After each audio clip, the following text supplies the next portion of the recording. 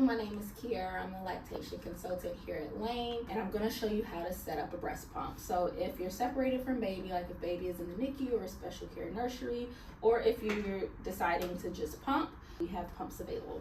So this is the Medela Symphony breast pump.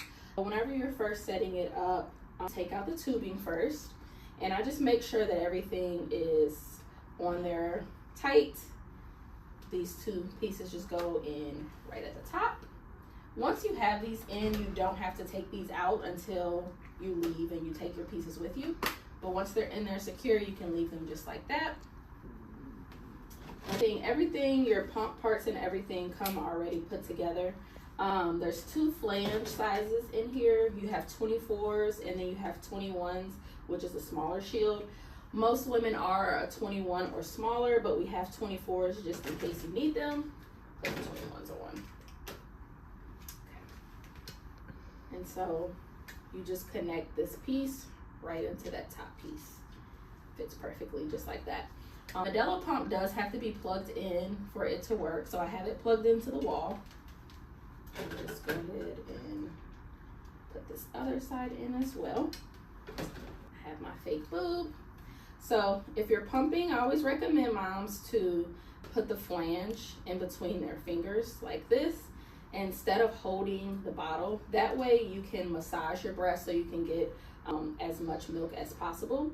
Now starting out, first few days, I'm not expecting a large amount of milk, only drops. If you get more than drops, then great. In the beginning, you have colostrum, which is your early milk, and it's very, very thick, so it's difficult for the pump to get the milk out. So that's why I recommend putting your hands like this. It's called hands-on pumping, so we can massage. All right, so once you have the flange on, you want to make sure that your nipple is centered in the middle and that it's not rubbing up against the sides. And then we will press this button right, the power button, and it starts off on level 3. And so I don't know if you can see, but it's barely pulling the nipple, but it's going pretty quickly. This is called stimulation mode. Simulates what baby would do at the breast. So at the beginning, baby will be sucking very quickly to bring that milk down, and that's what the pump is doing. It shouldn't be painful. It should just feel like a little tug. If it does hurt, you can always turn it down. So after a couple minutes, after 2 minutes, this pump automatically switches over to expression mode. And I'll just press it just to show. This button, it helps you switch back and forth between expression and stimulation. So once it's in expression mode, you can see it's pulling a little bit harder. So it pulls slower and it pulls harder. And you can once again adjust the suction with this dial right here. And so once again, it shouldn't be painful. It should just feel like a little tug. If it hurts, turn it down. If it's hurting, body isn't going to produce those good hormones to release the milk.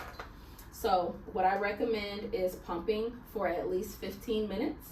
And typically you would do both sides at the same time. If you prefer to do one at a time, you'd be doing one side for 15 minutes and then the other side for 15 minutes. This pump will continue for 30 minutes.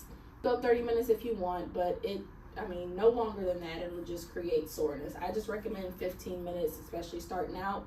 And you'd be pumping about every 3 hours. We want to get at least 8 pump sessions in a day, which is roughly every 3 hours if you break that down. Pumping in the middle of the night, a lot of moms try to stretch that out. I recommend going no longer than like 4 hours because you need to be removing milk frequently, telling your body to make milk frequently. For the night, you produce more hormones, so you have more milk at night. So that is pumping. After you're finished, you just turn the pump off. And you can take the tubing off, and I usually just tuck it right there, and then you push it aside. And then you can use this little basin that all your pump parts come in to wash your pieces. Sometimes, like let's say the first time you pump, you only get some drops, and it doesn't go through everything, it just gets here on the shield. So you want to take the shield off, wash it in warm soapy water, rinse it, and let it air dry. Now, if you get milk that goes into the bottle, you also want to take the bottle off. Taking this yellow part off, you have to kind of like break the seal. So I just pushed it, and then after that, it just pops on and off. So you even want to take this off and wash it really well because you want to make sure that you're not leaving dry milk. It can make baby sick. Washing that really well in warm soapy water. You can even take this little white piece off. The white piece is very important. If it's torn or if you lose it, the pump won't work at all. So what I usually do is I take it off and I wash it really quickly, and then I put it back on so that I don't lose it.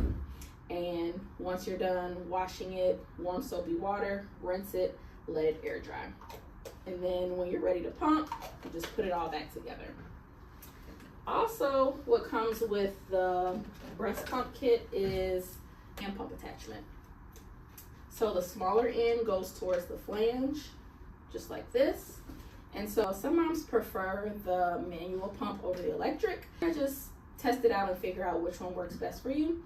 Same thing, you're making sure your nipple is centered. This one, using the smaller lever, simulates the stimulation mode, so you want to go pretty fast. Once you start seeing milk flowing, then you switch to the longer pull. And this is a pretty strong pump, so if it's hurting, just don't push that lever down all the way. And once again, I've been for about 15 minutes. Usually with the hand pump, you get more out quicker.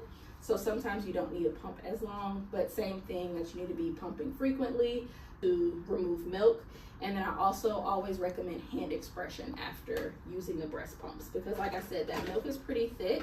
The pump doesn't do the greatest job of removing that milk, but what it is doing is giving your body the stimulation that it needs to make milk. You're not getting anything pumping for that 15 minutes and then hand expressing afterwards.